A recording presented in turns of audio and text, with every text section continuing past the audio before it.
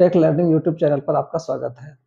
तो आज हम लोग मैट्रिक बोर्ड परीक्षा के लिए बहुत ही इम्पोर्टेंट टॉपिक ट्रिगोनोमेट्री के बारे में कुछ बातों को जानेंगे।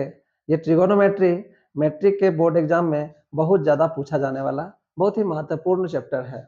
इससे बहुत सारे सवाल पूछे जाते हैं और अक्सर बच्चे इसमें कुछ न कुछ कहीं ना कहीं अटक जाते हैं। तो आज हम लोग बहुत सारे डाउट को क्लियर करेंगे। तो आज मेरा ये ट्रिगोनोमेट्री का सबसे पहला क्लास है। यदि आप इस चैनल पर नियमित रूप से बने रहेंगे तो आपको पूरा ट्रिगोनोमेट्री इतना अच्छा समझ में आएगा, शायद इससे पहले ना आया होगा। तो हम लोग आज ट्रिगोनोमेट्री का सबसे स्टार्टिंग क्लास से शुरू करेंगे। हम लोग देखते हैं आज त्रिकोणमितीय अनुपात को सबसे पहले जानेंगे।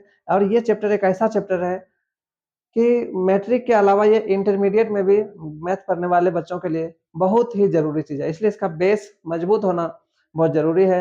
आज हम लोग ध्यान से इस चैप्टर को अच्छे से अस्थायी रूप से पूरा वीडियो को देख करके समझेंगे। तो देखिए हम शुरू करते हैं।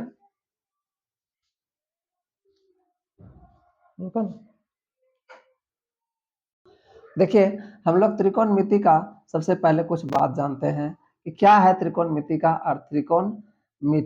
त्रिकोणमिति का जो अर्थ होता है वो होता है, देखिए सबसे पहले इसमें तीन शब्द है, त्रि, फिर है कोण, यहाँ से आता है कोण, और फिर है मिति।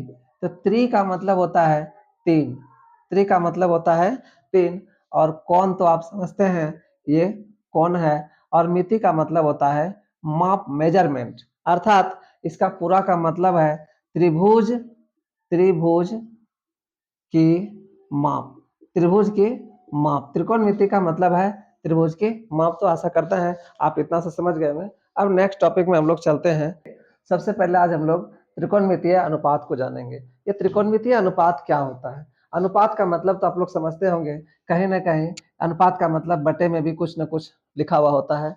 तो ये अनुपात तो थोड़ा सा समझ रहे हैं, लेकिन आखिर त्रिकोणमितीय अनुपात क्या है इसको ठीक से हम लोग समझेंगे।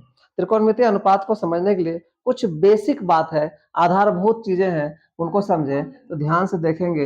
ये क्या है, ये आप देख रहे हैं एक समकोण त्रिभुज मैंने बनाया है, ठीक, ए बी सी, ये एक समकोण त्रिभुज है।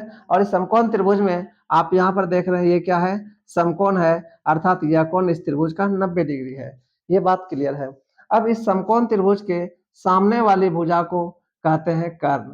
क्या कहते हैं भाई, कर्ण कहते हैं। और इसको अंग्रेजी में हाइपोटेनस कहते हैं, जिसको कि एच से डिनोट किया जाता है। इसके अतिरिक्त आप देखिए ध्यान से,